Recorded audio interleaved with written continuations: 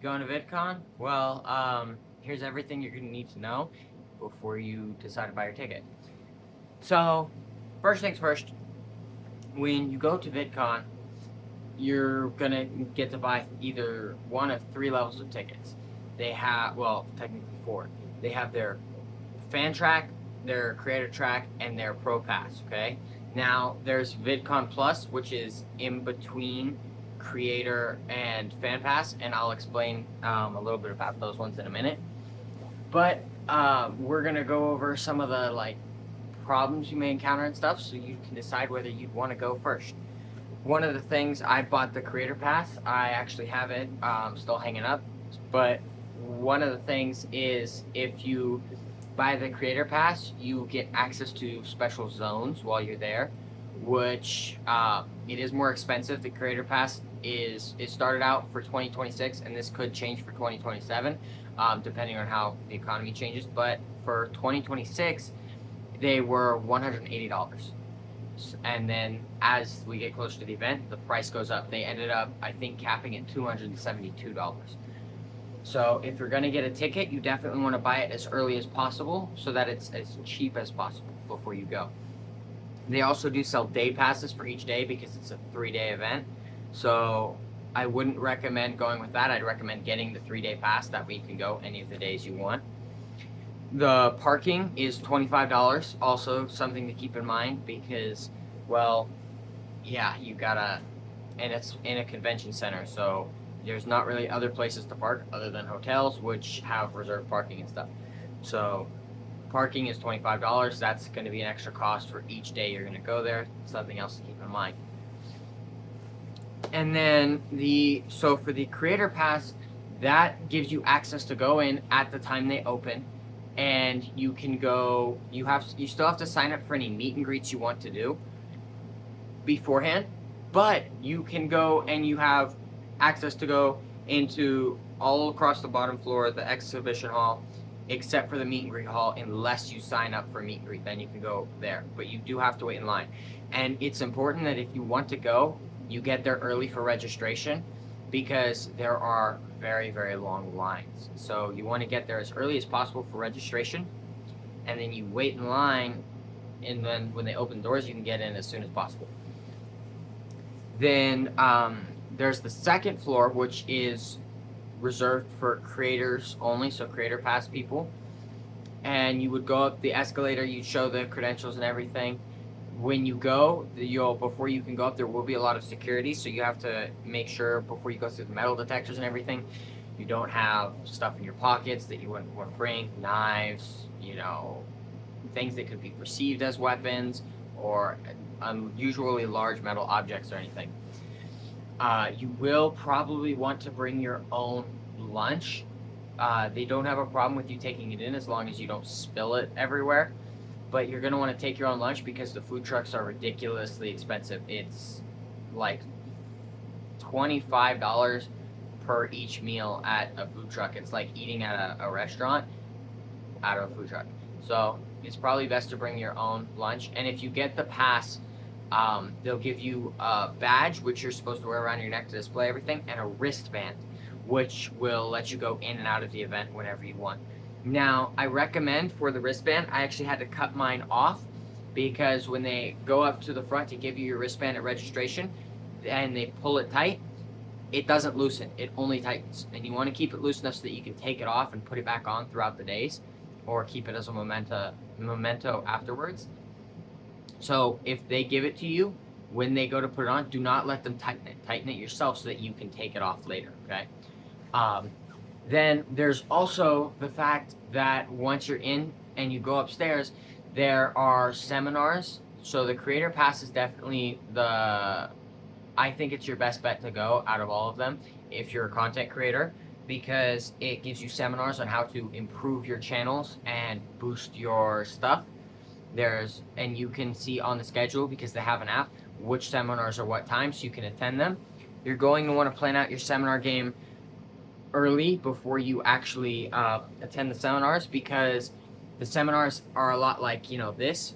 You'll have to leave in the middle of one to attend another, or you'll have some that are at the same time, so you'll have to pick which one you want to go to. and some of them are equally as fun. So it's best to plan out your seminar game and set reminders so you can make it to those on time for the ones you want to go to. And then they have special lounges and stuff for the creators to go relax in, collaborate, make videos. I highly recommend doing that because collaborating with creators is always a good way to make sure your channel can grow and you can get more friends and more people. So I would keep that in mind. Another thing is there's the Pro Pass is the higher level. So you have the bottom floor, which everyone can go to, Fan Track, Creator Pass, Pro Pass. Then you have the second floor, which is Creator Pass and Pro Pass only. Then you have the Pro Pass. Now the Pro Pass, in my opinion, is not something you'd want to spring for if you're just going, like, especially for a first time, because the Pro Pass is $1,000 at least at the start. Like, that's its base price, $1,000. So I would recommend not going for it unless you've got like loads of money. But that allows you to go up to the third floor where you could see the terrace and off the convention center, and they've got special seminars mostly for businesses. That's the industry track, the Pro Pass. It's where businesses send people to learn more stuff to help build up your business. And if you're just a content creator, it's not something that's really something you'll need to go to. Then you have the Fan Pass. The Fan Pass only allows you to go to the bottom level, but you have the Fan Track and the VidCon Plus. VidCon Plus allows you to get in 30 minutes earlier than anyone else. The VidCon Plus and the Pro Pass both do that. So you can get in before regular Fan Track and creator people by 30 minutes. You still have to sign up for any meet and greets you want to go to. You have access to all the bottom floor, none of the other floor stuff. The exhibition hall is huge, so you're going to want to be very wise with your time while you're there because there's a lot of stuff to do and only 3 days to do it. So I would keep that in mind.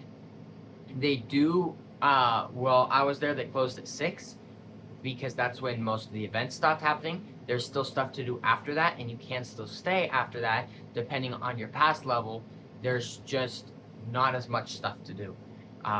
So I would keep that in mind. They do have an info desk if you have questions about where to go and stuff, but I would recommend if you're planning on going and you bought your tickets, you download the app because that has maps and it has schedules and it shows you all the information you're going to need to know while you're there. The other thing I would say is if you're a fan going to meet your creators, you'd want to find out if they're going to be there before you buy your tickets. It will show the featured creators and stuff, and you could look at a schedule and see all the seminars that they'll have. I would recommend you find out if the creator has a meet and greet if you want to go to it, and then sign up as soon as possible because the meet and greets do have a certain amount of spots and they end at you're not allowed to sign up after a certain amount of time. There were some creators there that had lines that they had to put an end on the line because there were so many people there, and there were people lining up 4 hours early. So while you're there, because it is a big event and there will be lots of fans, if you're going as a fan, I would make sure I get there early so I can be in the lines. The VidCon Plus Pass is more expensive than the Fan Pass, and I believe it's a little bit more expensive than the Creator Pass. It doesn't give you access to the second floor like the creators do, but it lets you go in 30 minutes early, and it gives you some access to some other stuff that you wouldn't usually have access to. So that one is like if you're a fan but you have some extra money, that's the one you would want to go to. If you're just a fan, it's your first time and you just want to go to see how it is, I would recommend just getting the regular Fan Track Pass. And then you have the Creator Pass. If you're a creator, that's just the one to go to because you'll meet other creators from all the different branches. You'll see invited creators, you'll see featured creators, you'll see other people at your own level too, and you can collaborate and meet people, get tips, take seminars. That's definitely the best ticket to go for if you're a content creator of any kind. And the one thing is I'm not sure how consistent they are with this, but for the times we were there, they did end up letting you in. I have my Creator Pass. It says that they open at 9, but they didn't let me until 9:30. They didn't let anyone in until 9:30 unless you had VidCon Pro or Plus. So instead of letting the people with the Pro and Plus Pass in early, they just held everyone back an extra half hour. They might do that next year. They might not. They might fix it. They did have a semi-change in management, which caused some stuff. So they will probably work out some of the kinks by then, and they'll probably have reviews and everything that they'll be taking care of. But I would keep that in mind, so don't get there too early because you might not be able to get in on time unless you have the Plus or the Pro Pass. If you do go early, you're going to want to be prepared. Bring something to do. They have charging stations there. You just need to bring something so that you can charge your phone, which I would recommend doing because otherwise your phone is going to die rather quickly. I brought a portable battery. You can buy one off Amazon. I just brought a portable battery and USB-C, and my phone was fine. They do have a lot of free stuff to do. So this year they had a Korean skincare challenge. So you could go to all these different booths and collect free samples. And if you got a stamp at each one, then you got a free box of skincare. So there's that. They had a free sports court where, depending on the day and the time and your age, they would let you play sports. Like for the 13 to 17-year-olds, you could play basketball for this day and stuff. So that's cool. And then they had other sports-related things. If you're going as a fan, there's lots of creators to meet and there's lots of merch to get. If you're going as a creator, the exhibition hall is definitely a place to check out because there will be new apps launching or websites, software for you to help create your videos better. There will be creators to talk to help you grow your business. There will be all sorts of booths and everything to help you out so that you can get on the track of being a better creator. And so, yeah, there's definitely a lot to consider before you decide to buy your ticket. Or if you're already going to buy your ticket, deciding which level to buy. That's all I've got for you guys today. If you have any more specific questions, go ahead and comment down below, and I'll make sure to let you guys know if I've got any answers for you. And yeah, thanks for watching, and if you could, subscribe.